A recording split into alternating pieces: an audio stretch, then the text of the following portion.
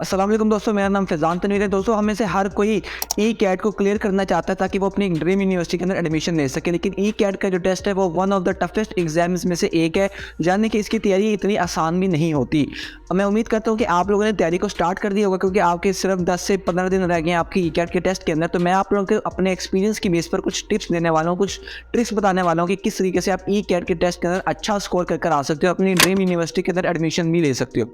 ये सारी जो बातें होंगी वो मेरे एक्सपीरियंस की बेस पर होंगी, क्योंकि मैंने ई कैट का टेस्ट 234 मार्क्स के साथ क्रैक किया था।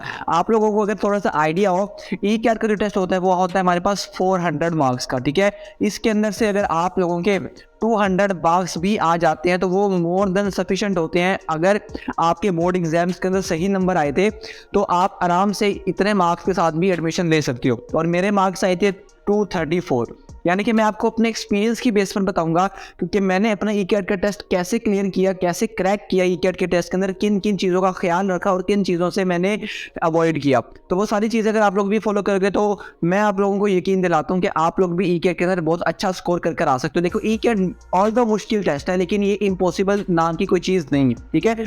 ये समझो एक ऐसा स्टेप है जो कि आपने लाइफ में पहली मरतबा लेना है, ठीक है। तो इसलिए थोड़ी सी नर्वसनेस होती है, थोड़ा सा प्रेशर होता है कि क्या हमसे हो पाएगा या नहीं हो पाएगा। तो आप लोगों ने अपने आप पर सबसे पहले बिलीव रखना है और आप लोगों ने अपने अंदर ये जज्बा कायम करना है कि मैं इस टेस्ट को क्लियर कर दिखाऊंगा, ठीक है।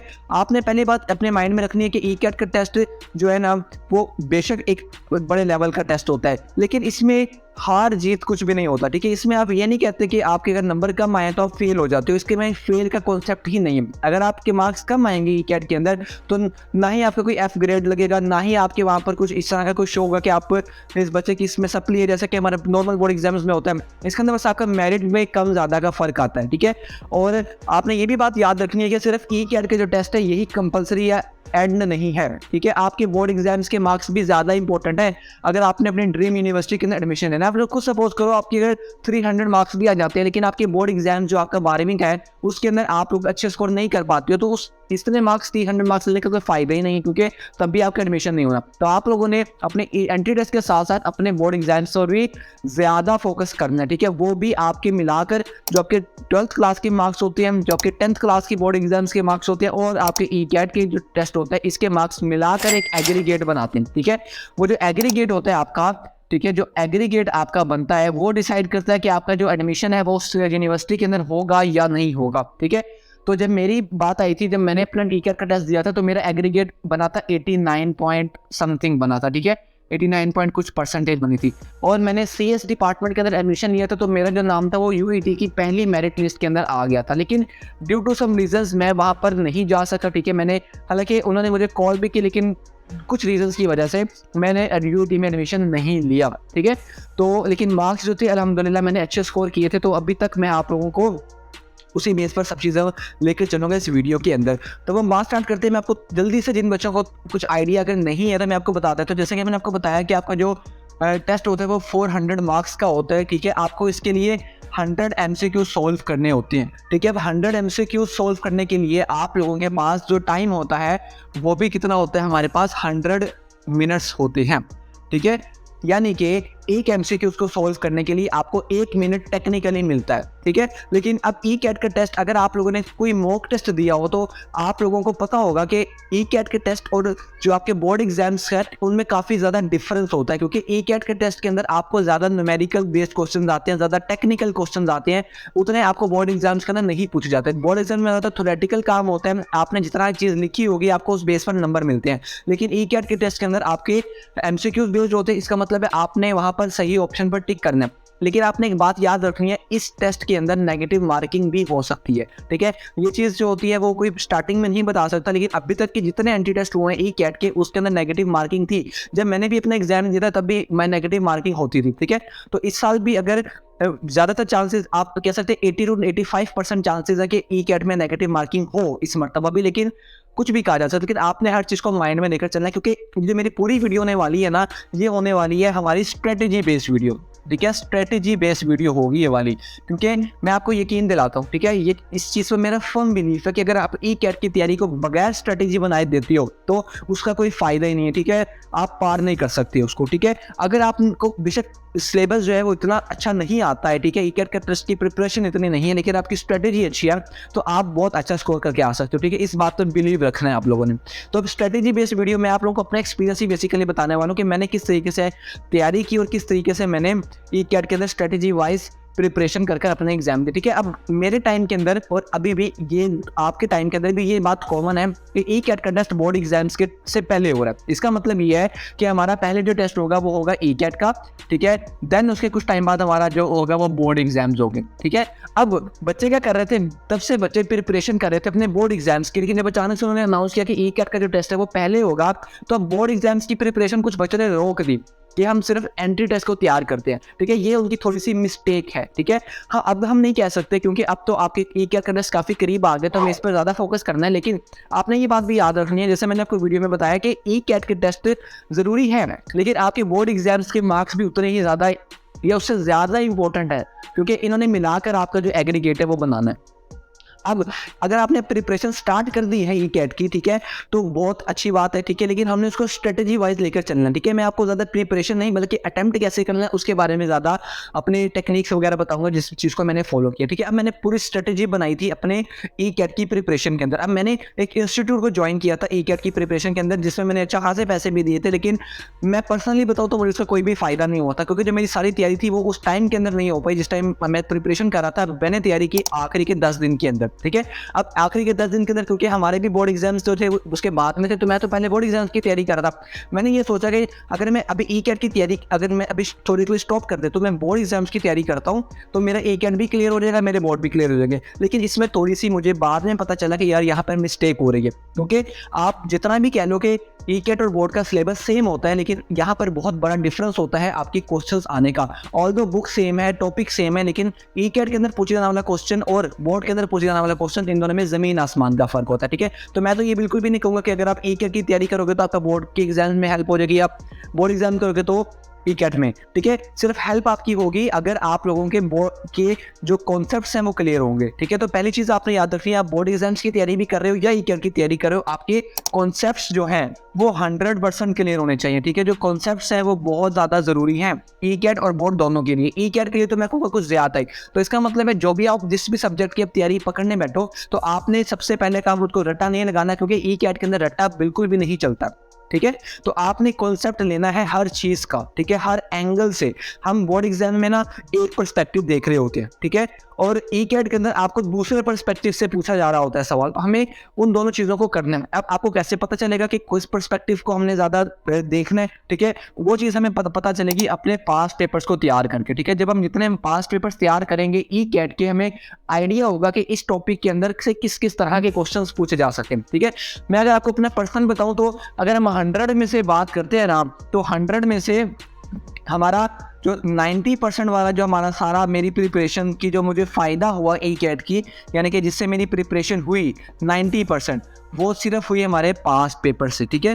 पास्ट पेपर से बाकी का जो 10% था वो मैं आपको आगे वीडियो के बताता हूँ कि जिसमें हमने स्ट्रेटेजी की भी बात करनी है, ठीक है। बाकी का काम स्ट्रेटेजी का था, लेकिन 90% जो प्रिपरेशन थी वो पास्ट पेपर से हुई मेरी, ठीक है। तो पास्ट पेपर्स बहुत ज़्यादा ज़रूरी है, ठीक है। अब मैं आपको वीडियो के एंड पर कुछ रेलिवेंट मटेरियल भी बताऊंगा जिससे आप लोग अपने प्रिपरेशन कर सकते हैं। मेरे पास जितना भी मटेरियल मौजूद है तैयारी के लिए ई कैट का, वो आपको सारा इस वीडियो के अंदर मिलने वाला है, ठीक है। तो इसलिए मैंने आपको बता दिया ना कि इस वीडियो को देखने के बाद आपको कोई और वीडियो ई कैट से रिलेटेड देखनी नहीं पड़ेगी, लेकिन बस टाइम आपका चाहिए मुझे, ठीक है। मैं आपके लिए मेहनत कर रहा हूँ, आपको थोड़ा सा टाइम निकाल कर इस वीडियो को पूरा देखना, एक भी सेकंड स्किप नहीं करना, ठीक है। तो मैंने आपको बताया कि अब वीडियो के अंदर कि हमने पास्ट पेपर्स को बहुत अच्छी तरीके से तैयार करना है, पास्ट पेपर्स, और इसके साथ एक और चीज़ शामिल करना है, यूट्यूब, ठीक है। आपने यूट्यूब से जितने भी कॉन्सेप्ट हो सकते हैं किसी भी टॉपिक के, फिजिक्स के, मैथ के, केमिस्ट्री के, आप लोगों ने उनको ले लेना है, ठीक है। कॉन्सेप्ट्स अच्छी तरह ग्रैब करने हैं। कुछ आपको यूट्यूब पर मैथ से रिलेटेड शॉर्ट ट्रिक्स मिलती है, ठीक है, वो बहुत ज़्यादा ज़रूरी होती है। लेट्स से हम लोग की बात करते हैं, ठीक है। आपको पता होगा लोगरिथम, ठीक है, उसके काफ़ी क्वेश्चन आते हैं, ठीक है। इस तरह हमारे पास काफ़ी ज़्यादा डिफरेंट चीज़ें, तो आपने क्या करना है, इनकी जितनी भी शॉर्ट ट्रिक्स होती हैं वो आप लोगों ने यूट्यूब से देखकर उसकी थोड़ी बहुत प्रैक्टिस कर लेनी है। आपने एक और बात का ख्याल रखना है कि ई कैट के अंदर आपका कैलकुलेटर अलाउ नहीं होता, ठीक है। तो आपको फिजिक्स के अंदर या मैथ के अंदर जो भी कैलकुलेशंस करनी है आपको विदाउट कैलकुलेटर करनी है, ठीक है।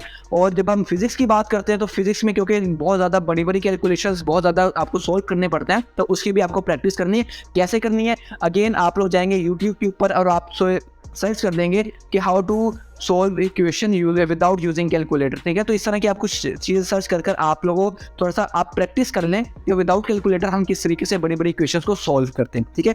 अब हम बात करते हैं, अब मैं आपको बताता हूँ टॉपिक वाइज, ठीक है। हम लोगों ने पहले अब स्टार्ट करें ना स्ट्रेटेजी के बारे में, ठीक है। तो जब मैं अपने ई कैट का टेस्ट देने से 1 से 2-3 दिन के दरमियान में मैंने क्या किया, मैंने ई कैट की तैयारी को 2 मिनट के लिए स्टॉप किया। मैंने कहा मैं पहले स्ट्रेटेजी बनाता हूँ, क्योंकि मुझे पता है कि 400 में से मैं कितने एमसीक्यूज करूंगा कि मैं सेफ साइड पर चला जाऊं, क्योंकि मैंने आपको बताया इसके अंदर आपके पास नेगेटिव मार्किंग भी होती है, ठीक है। नेगेटिव मार्किंग का कॉन्सेप्ट भी यहाँ पर होता है। तो अगर मैं कोई एमसीक्यूज गलत कर देता हूँ तो मेरे जितने नंबर आने उसमें से भी नंबर कम हो जाने हैं, ठीक है। तो वो मेरे लिए नुकसान का बाइस है। तो इसलिए मैंने आपको बताया कि ई कैट का टेस्ट 100% कॉन्सेप्चुअल बेस होता है। अगर तो अब ये समझ के आ रहा हो ना कि वहाँ पे तुक्के लगेंगे, तो या तुक्के नहीं लगेंगे, ठीक है। मेरा एक दोस्त है जिसने ई कैट का टेस्ट मेरे साथ दिया था, उसने 100 में से 90 एमसीक्यूज अटेम्प्ट किए थे, और जब उसका पेपर जब वो बाहर निकला तो वो बहुत खुश था कि मैंने 90 एमसीक्यूज लगाए, जितने आते थे उतने करके बाकी तुक्के लगा दिए। उसने ऑलमोस्ट 50 से ज़्यादा एमसीक्यूज के तुक्के लगाए थे, ठीक है। और जब बाद में आए तो उसके मार्क्स कितने होंगे भला, उसके मार्क्स थे सिर्फ 92,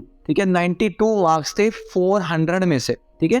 तो तुक्के वाला कॉन्सेप्ट तो यहाँ पर खत्म हो गया, फोर्थ हो गया, ठीक है। अब हमने क्या करना है, इस तरह की स्ट्रेटेजी बनानी है अपनी प्रिपरेशन को मद्देनजर रखते हुए कि मैं कितने एमसीक्यूज को सोल्व करूंगा कि मैं सेफ साइड पर चला जाऊं, क्योंकि हमें अपने एमसीक्यूज को या तो कर आना है या तो कर नहीं आना है, लेकिन तुक्का नहीं लगाना है, ठीक है। क्योंकि तुक्का लगाना बहुत ज़्यादा डेंजरस होता है, आपको जितने नंबर मिल रहे होते हैं वो भी नंबर वहाँ पे ज़ाया हो जाते हैं, ठीक है। तो हमें तुक्का तो बिल्कुल नहीं लगाना, ठीक है। अब आपने जब पेपर को सोल्व करने के लिए बैठने, ठीक है, पहली बात तो आप नर्वस होंगे, नर्वस होना एक फितरी बात है, लेकिन आपने कोशिश करनी है जितना आपसे पॉसिबल हो सके अपने माइंड को रिलैक्स रखना, ठीक है। बार बार टाइम की टेंशन नहीं लेनी, ठीक है। टाइम एक ज़रूरी एलिमेंट है, लेकिन आपने उसका प्रेशर जो है वो नहीं लेना, ठीक है।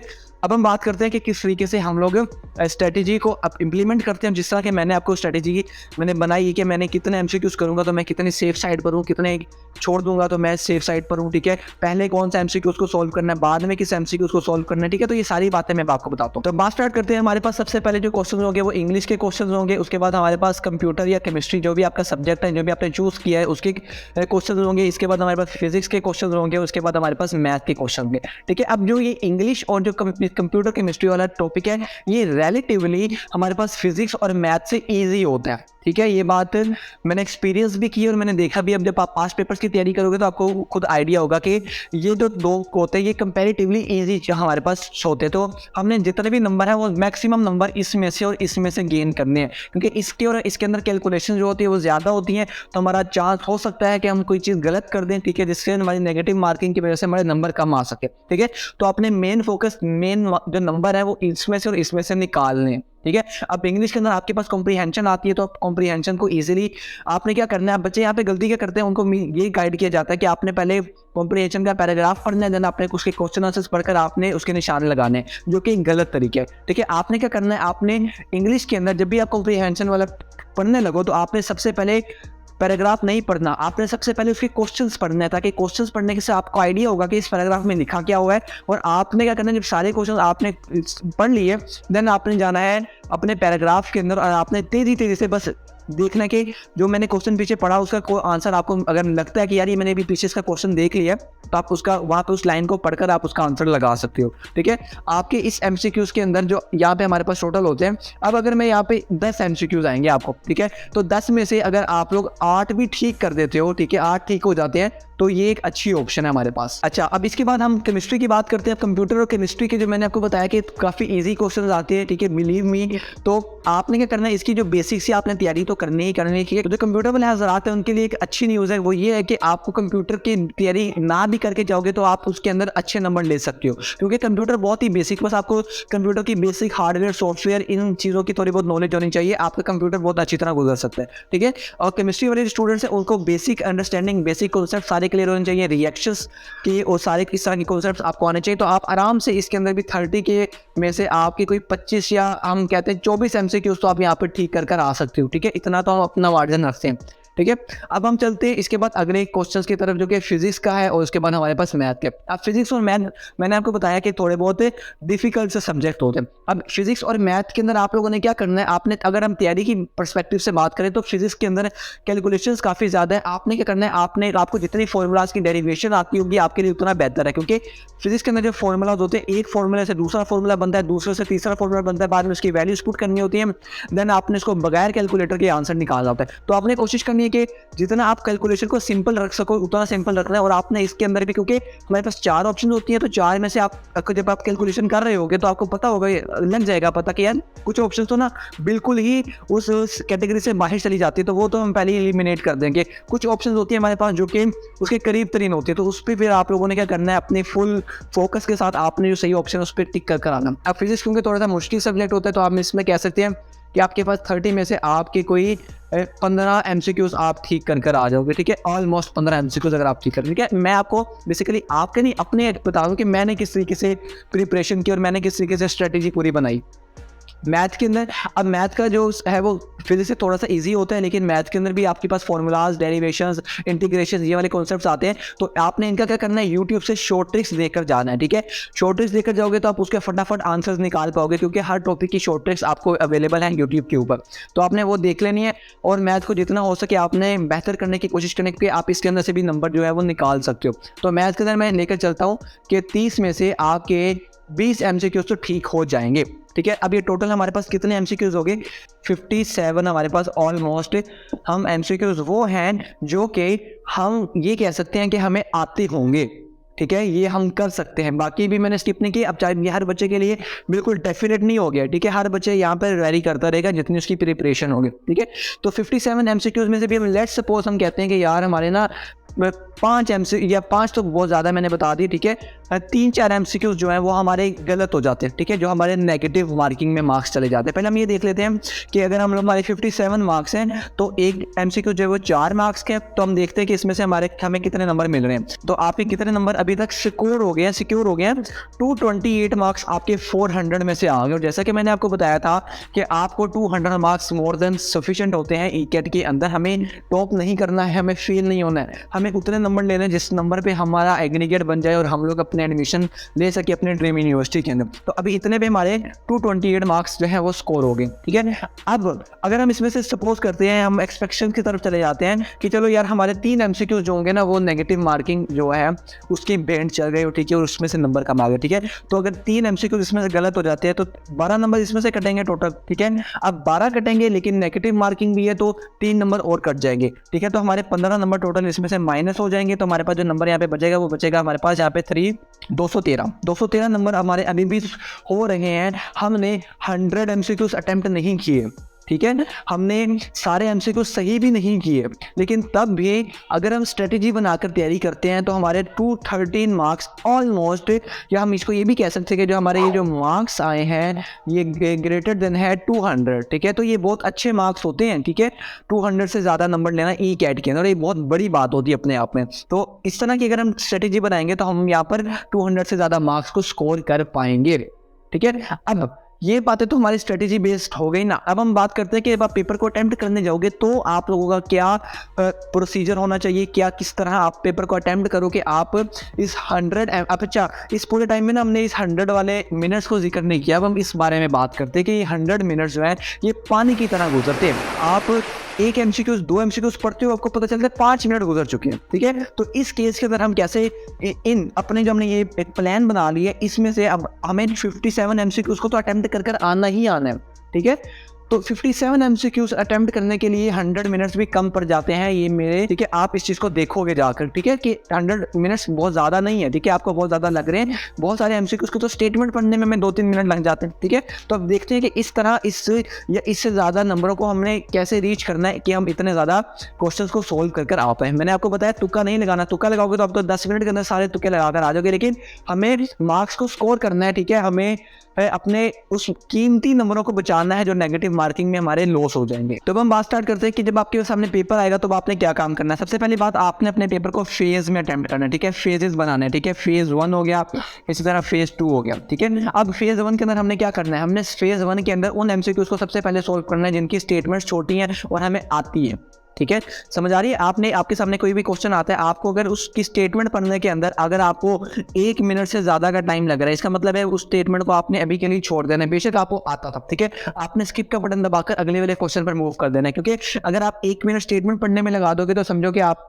तो वहाँ पर आप पूरे नहीं कर पाओगे। हमें इस नंबर को रीच करना है, ये नंबर हमारा पूरा नहीं हो सकता, ठीक है। तो फेज 1 के अंदर आपने सिर्फ उन एमसीक्यूज को सॉल्व करना है, ठीक है, हर सब्जेक्ट के, क्योंकि आपको ना बेसिकली ऐसा नहीं है कि आपको इंग्लिश का पूरा सेक्शन बना हुआ आएगा, कंप्यूटर का पूरा सेक्शन, फिजिक्स, ऐसा नहीं है। आपको कुछ अब ये भी डिफरेंसेस होते हैं, ठीक है। जब मैंने अपना पेपर दिए थे तो हमें मिक्स कैटेगरी के क्वेश्चन आते थे, एक दूसरे के अंदर मिक्स किए हुए, ठीक है। तो आपने सिर्फ उनको स्किप करते जाना है, ठीक है, उन एमसीक्यूज को पहले सॉल्व करना है जिस पर आप 100% श्योर हो कि ये एमसीक्यूज तो मेरा ठीक हो जाएगा। दूसरा ये कि आप उस स्टेटमेंट पढ़ने के अंदर ज़्यादा टाइम भी नहीं लग रहा, ठीक है, क्योंकि हमें अपना टाइम बचाकर पहले फेज के अंदर उन सारे एमसीक्यू को छांटा लगा लेना जो हमें आते हैं, जिसमें हमें फुल हो गई यार इसमें मेरे पूरे नंबर आ सकते, ठीक है। देन आपने जब आपका फेज़ 1 इस तरह ख़त्म हो जाएगा, इस फेज़ 1 को अगर आप करते हैं तो आपके ऑलमोस्ट आपको आधा घंटा लगेगा आपका फेज 1 कंप्लीट करने के अंदर, ठीक है। अब आपको लग रहा है कि बहुत ज़्यादा टाइम लग रहा है, तो ये वाकई ऐसे मैंने आपको स्टार्टिंग में बताया कि टाइम 100 मिनट बहुत जल्दी गुजर जाते हैं, ठीक है, आपको पता भी नहीं चलता। अब फेज 1 जब हमारा हो जाएगा तब हमने जाना है फेज 2 की तरफ। अब हमने वापस आना है अपने क्वेश्चन पर। अब हमने उन क्वेश्चन को देखना है जिनकी स्टेटमेंट पढ़ने में हमें टाइम ज़्यादा लग रहा था, ठीक है, और हमें वो आते भी थे। अब ऐसा है कि अगर आपको एक क्वेश्चन आता है, इसकी स्टेटमेंट आती है, उसका आंसर भी पता है, आपने स्टेटमेंट पढ़ ली, बेशक टाइम थोड़ा ज़्यादा लग गया, आपने समझ कर उसका आंसर सही लगा दिया है, तो वो सारा कुछ होगा हमारा फेज 2 के अंदर, ठीक है। इस तरह आप हर क्वेश्चन को देखते जाओगे, जो क्वेश्चन आपको स्टेटमेंट समझ ही नहीं आ रही है, आपको लग रहा है यार ये तो 2-3 मिनट गुजरते जा रहे हैं स्टेटमेंट के अंदर, आपने उस एमसीक्यूज को भी स्किप कर देना है। अगर आपको स्टेटमेंट तो पढ़ लिए लेकिन अभी आंसर में श्योरिटी नहीं है, तो मैंने आपको बताया कि आप उस एमसीक्यूज को छोड़ कर आओगे, वो ज़्यादा बेहतर है बजाय कि आप उसको गलत बात कर आ जाओ, तो आपने उसको छोड़ देना, ठीक है। इसी तरह आपने करते करते फेज 2 कर देना, ठीक है। अगर आपका 30 मिनट के अंदर फेज 1 क्लियर हुआ था तो आपको 20 मिनट लगेंगे फेज 2 को सॉल्व करने के अंदर, तो आपको देखो 1 घंटे से ऊपर का टाइम आपके पास, 50 मिनट यहाँ पर हमारे पास जो है वो गुजर चुके हैं, ठीक है। ये भी मैं रफली बता रहा हूँ, आपको कम ज़्यादा लग सकते हैं। इसके बाद अगर आपके पास टाइम बचेगा, ठीक है, जो कि मेरे पास थोड़ा सा टाइम बचा था, तो इसके अंदर हम तीसरा फेज भी लगाएंगे, ठीक है। अब तीसरे फेज के अंदर अब हमारे पास हमारे मेजोरिटी जो हमारे क्वेश्चन है वो सोल्व हो चुके होंगे, ठीक है। अब कुछ ऐसे क्वेश्चन बचेंगे जिसके अंदर हमें कैलकुलेशन थोड़ी ज़्यादा करनी है, जिसके अंदर हमें कॉन्सेप्ट सोचना पड़ेगा, फॉर्मूला लगाना पड़ेगा। अब हम उस क्वेश्चन को अटेम्प्ट करना है, ठीक है। अब उन क्वेश्चन को अटेम्प्ट करते वक्त भी आपने क्या करना है, यही काम करना है। अगर तो बहुत ज़्यादा टाइम लग रहा है, आपको डेफिनेट बात है, कन्फर्म है कि मुझे इस एमसीक्यूज का आंसर नहीं पता है, तो हम उसको स्किप कर देंगे। लेकिन अगर आपको लगता है कि यार इसको मैं अगर थोड़ा सा सोचूं या इस पर फोकस करूं तो मैं इसको सही कर सकता हूं, तो आपने उनको करना है, बाकियों को स्किप करते जाना, ठीक है। फेज 3 तक आप पहुंचोगे, ठीक है। मैं आपको पर्सनली बताऊं, ठीक है, मैं भी पहली मरतबा ही दे रहा था, तो मैं फेज 1 में कंप्लीट कर दिया था पूरे टाइम के अंदर, 100 मिनट के अंदर। फेज 2 मैंने पूरा कंप्लीट किया था और फेज 3 मैंने हाफ कंप्लीट किया था, ठीक है, और हमारा जो टाइम था वो ओवर हो चुका था। लेकिन मैं बहुत मतलब कॉन्फिडेंट था अपनी तैयारी की वजह से कि मुझे पता था कि यार अल्हम्दुलिल्लाह इंशाल्लाह कि मैंने जितने एमसीक्यू सॉल्व किए हैं ना, उसमें से मेजॉरिटी मेरे ठीक है, ठीक है। कुछ एमसीक्यू हो सकते हैं जो कि मे भी हुआ होगा कि मेरे कुछ एमसीक्यू गलत भी हुए होंगे, ठीक है, लेकिन मेजॉरिटी एमसीक्यू जो थे वो मेरे ठीक थे, ठीक है।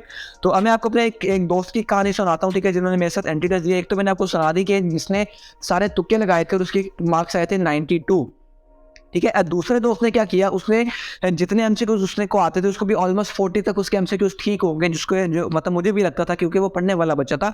लेकिन उसने एंड पर आकर यही गलती की कि उसको बाकी एमसीक्यूज भी आते थे, ठीक है, लेकिन ड्यू टू वो ये स्ट्रेटेजी नहीं बनाया उसने, ठीक है। उसको पता नहीं था यार कितने टाइम में कितने एमसीक्यूज करूँगा, कितने ठीक करूँगा तो मेरे नंबर यहाँ पे स्कोर हो जाएंगे। वो जब एंड पे उसको देखा ना उसने टाइम, तो उसका टाइम बहुत कम रह गया था, ठीक है। तो उसने सिर्फ हड़बड़ाहट में जो उसको एमसीक्यूज सही भी आते थे उसने वो भी गलत कर दिए, ठीक है। गलत कर दिए मतलब कि नेगेटिव मार्किंग, ठीक है। तो आपने ये वाली गलती जो है वो 2 गलती आपने हरगिज़ नहीं करनी। एक तो तुक्के नहीं लगाने, दूसरा ये कि टाइम को मैनेज करना, ठीक है। टाइम बार बार अगर आप घड़ी देखोगे तो यार आप थोड़े से कंफ्यूज हो जाओगे, थोड़े से आप नर्वस होगे, प्रेशर तो बहुत ज़्यादा होता है, ठीक है। आपने कोशिश करनी है कि आप कुछ टाइम बाद टाइम देखो, ठीक है, यानी कि कुछ 5-6 एमसीक्यूज करने के बाद आप टाइम देखो, चलिए इतना टाइम रह गया हमारे पास, ठीक है। तो ये सारी बातें थी ECAT के टेस्ट के अंदर कि जब तक आपकी स्ट्रेटेजी नहीं बनी होगी, आपको नहीं पता होगा कि यार मुझे कितने नंबर एमसीक्यूज ठीक करने हैं अपने मार्क्स को स्कोर करने करने के लिए, अपना एडमिशन स्कोर करने के लिए, तब तक आप जितनी मर्जी तैयारी कर लो, जितना मर्जी आपको ई कैट की प्रिपरेशन हो, आप अच्छे नंबर नहीं ला पाओगे। ठीक है, तो आप लोगों को मैंने आपको हर चीज़ बता दी अपने एक्सपीरियंस की बेस पर, मैंने इस तरह तैयारी की थी सारी। ठीक है, तो आप लोगों को अगर इसमें कोई भी डाउट है आप मुझे कमेंट सेक्शन में पूछना। ठीक है, मैं आपको इंशाल्लाह बताने की पूरी कोशिश करूंगा। बाकी अब हम रेफरेंस मटेरियल की तरफ आते हैं कि आपको रेफरेंस मटेरियल क्या चाहिए। तो मैं आप लोगों को, आप अपने बड़े भाई की तरफ से तोहफा समझो। मेरे पास जितना भी मैंने इतने टाइम के अंदर इकट्ठा किया है अपना ई कैट के अंदर, जितना भी सिलेबस था, जितना भी हमें पास्ट पेपर्स थे, उनके सॉल्यूशंस थे, उनकी गाइड्स थी, वो सब कुछ मैं आप लोगों को इस वीडियो के अंदर देने वाला हूँ। ठीक है, और ये सिर्फ उनको मिलेंगे जो अभी तक इस वीडियो के साथ जुड़े हुए हैं। ठीक है, तो ये आप लोगों के लिए एक तोहफा है, समझ लीजिए। ठीक है, तो आपको डिस्क्रिप्शन के अंदर आपको गूगल ड्राइव का लिंक मिल जाएगा। ठीक है, आपने वहाँ से जाकर अपने सारे जो है उनको डाउनलोड करके अपने तैयारी करना स्टार्ट कर देनी है। ठीक है, और मैं आपको अगेन यही करूँगा कि आपने पास्ट पेपर पर बहुत फोकस करना है और आपने यूट्यूब पर बहुत ज़्यादा फोकस करना है। ठीक है, इन दो से ही आपका जो पास्ट जो ई कैट का टेस्ट है वो गुजर जाएगा, क्योंकि मैंने इंस्टीट्यूट में पैसे देकर देख लिया लेकिन इसका कोई भी फायदा नहीं हुआ। ठीक है, तो उम्मीद करता हूँ कि आपको ये सारी चीज़ें जो है वो अच्छी तरीके से समझ आ गई होंगी। अब मैं आपको जल्दी से बता देता हूँ कि किन किन चीज़ों से आपने बचना है, क्या गलतियाँ आप लोगों ने परफॉर्म नहीं करनी। वो ये एक सबसे पहली बात, टेंशन नहीं लेनी। ठीक है, दूसरी मरतबा बात ये है कि टाइम अच्छी तरीके से मैनेज करना है। तीसरी बात ये, किसी को चीटिंग नहीं करवानी यार। किसी का आप अगर किसी दूसरे बंदे को करवाना स्टार्ट कर दोगे ना, पहली बात तो ये है कि आपके और आपके साथ वाले जितने भी होंगे उनके एमसीक्यूज की अरेंजमेंट डिफरेंट होगी। यानी कि अगर आपका पहले एमसीक्यूज का सी आंसर बनेगा तो दूसरे वाले का में भी वो डी पर लिखा हो। ठीक है, तो पहली बात ये, आपने अगर किसी से पूछोगे आपका भी गलत, अगर आप इसको बताओगे तो उसका भी गलत और आपका टाइम भी वेस्ट हो गया। ठीक है, तो इस तरह की कोई हरकत नहीं करनी है। ठीक है, आपके जितना भी दोस्त बेनी जो भी हो, ठीक है, उस टाइम पर आप ज़्यादा इंपॉर्टेंट हो। ठीक है, आपका पेपर ज़्यादा इंपॉर्टेंट है क्योंकि टाइम 100 मिनट है। ठीक है, सुनने में बड़ा मज़ा आता है, 100 मिनट है, 100 मिनट है। ठीक है, लेकिन पता भी नहीं चलता कि कब आपका पेपर जो है वो खत्म हो जाता है, टाइम गुजर जाता है। ठीक है, तो ये चीज़ें आप लोगों ने, इन चीज़ों से आपने बचना है। ठीक है, और मैं आपको दोबारा से कहूँगा स्ट्रेटेजी बनाकर करो। ठीक है, कोशिश करो कि इन दोनों को पहले अटेम्प्ट करो, इसमें से जितने नंबर आप गेन कर सकते हो गेन करो, देन आप इन पर मूव करो। ठीक है, आप जितनी शॉर्ट ट्रिक्स देखोगे आपको उतना ज़्यादा फायदा होगा। ठीक है, आपकी कॉन्सेप्ट्स क्लियर होंगे, उसकी प्रैक्टिस आप लोग करके जाइएगा। लाजमी से जो मैं आपको रेफरेंस मटेरियल दे रहा हूँ, आप उसमें से भी आप देख सकते हो कि यार किस तरह के क्वेश्चन आपके पास्ट पेपर में रिपीट हुए हैं। ठीक है, ये बात याद रखनी है, पास्ट पेपर में जो क्वेश्चन रिपीट होते हैं अगली बार भी आने के चांसेस होते हैं। ठीक है, बस वैल्यूज वगैरह चेंज कर दी जाती है, बाकी इतने डिफरेंस होते हैं। ठीक है, तो मेरी तरफ से आज के लिए इतना ही है। उम्मीद करता हूँ जितनी मेरे में ताकत थी और जितना मुझे एक्सपीरियंस था, हर चीज़ मैंने निचोड़ कर आपके सामने इस वीडियो के अंदर बता दी। अगर आपको कोई चीज़ अभी भी प्रॉब्लम कर रही है तो आप एक बार वीडियो को दोबारा देख लो। ठीक है, कि आपका ये टाइम जो है ना वो आपको बहुत अच्छा स्कोर करवा के दे सकता है, आपके काफ़ी ज़्यादा पैसे भी बचा सकते हैं और आपको ड्रीम यूनिवर्सिटी के अंदर एडमिशन भी दिलवा सकता है। ठीक है, और ये जब बातें मैंने बताई सिर्फ ई कैट के लिए नहीं है, बाकी बल्कि आप किसी भी यूनिवर्सिटी का टेस्ट देने जाओगे तो ये फंडामेंटल्स बातें। ठीक है, तो इसी तरह की चीज़ें ही आप लोगों को फेस करनी पड़ेंगी। बहुत सा ख्याल रखिए, मिलते हैं नई वीडियो के अंदर, तब तक के लिए तबाही मचा देनी है। ठीक है, तबाही मचा देनी है। ठीक है, ई कैट को तोड़कर आना है, अपने ड्रीम यूनिवर्सिटी के अंदर एडमिशन लेकर दिखाना है। ठीक है, मुंह बंद करवा देने उन सब लोगों के। ठीक है, और इसमें फेल होने का कॉन्सेप्ट नहीं है, मैंने आपको जैसा कि बताया, इसमें आपके एग्रीगेट कम बनेगा, फेल नहीं होगे आप। ठीक है, कभी भी। तो इस चीज़ को तो माइंड में लाना नहीं कि लोग क्या कहेंगे, भैया कुछ भी नहीं कहेंगे। ठीक है, तो मिलते हैं अगली वीडियो के अंदर, तब तक के लिए सी या टेक केयर। और बोर्ड एग्जाम्स, ठीक है, बहुत ज़्यादा इंपॉर्टेंट है। ठीक है, इसको निगलेक्ट नहीं करना, अपना बहुत सा ख्याल रखें। मिलते हैं अगली वीडियो के अंदर, तब तक के लिए अल्लाह हाफिज़।